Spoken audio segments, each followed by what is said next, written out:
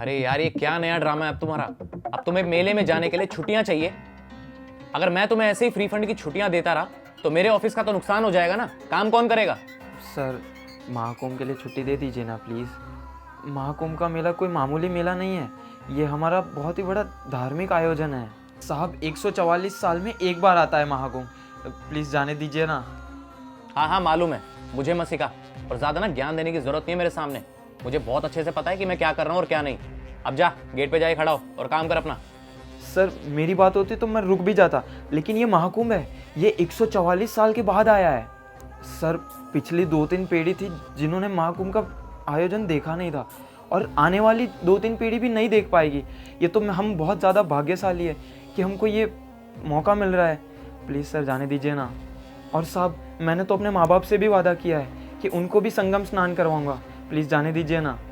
तू ना कोई राजा महाराजा नहीं है जो एक बार वचन दे दिया तो निभाना ही पड़ेगा। और अपने माँ बाप को तूने वचन मेरे से पूछ के दिया था क्या? अब इसमें मैं क्या करूं? तुम्हारी प्रॉब्लम है, तुम जानो।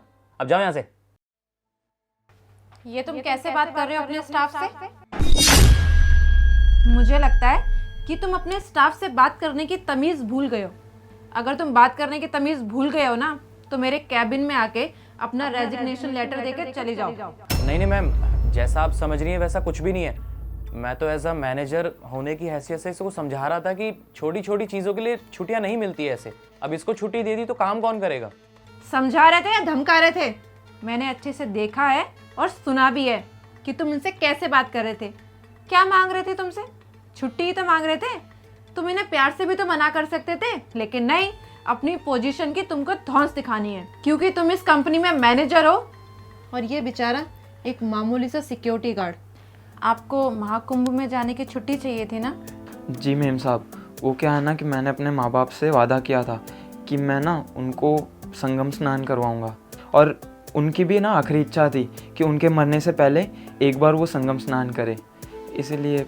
आप महाकुंभ जाइए, आप ही क्यों, अपने माता पिता को, अपने बीवी बच्चों को भी लेके जाइए। और हाँ, आपको अपनी सैलरी की चिंता करने की कोई भी ज़रूरत नहीं है। आपकी कोई भी सैलरी नहीं कटेगी, आपको पूरी सैलरी मिलेगी।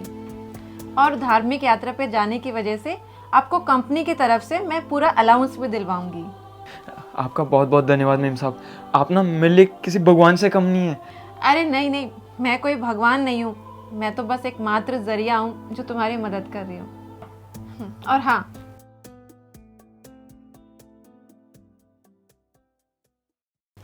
ये 5,000 रुपये हैं, और इन फ्यूचर भी आपको कुछ पैसे की ज़रूरत हो ना तो आप कंपनी में एक एप्लीकेशन लगवा देना, आपको ऑफिस की तरफ से और पैसे मिल जाएंगे। और एक सबसे ज़रूरी बात, महाकुंभ से हमारे लिए प्रसाद लाना ना भूलना। जी मैम साहब, जी मैम साहब। हर हर महादेव। हर हर महादेव। और तुम मेरे कैबिन में आओ, तुम्हें मैं स्टाफ से बात करने की तमीज़ सिखाती हूँ। जी जी मैम।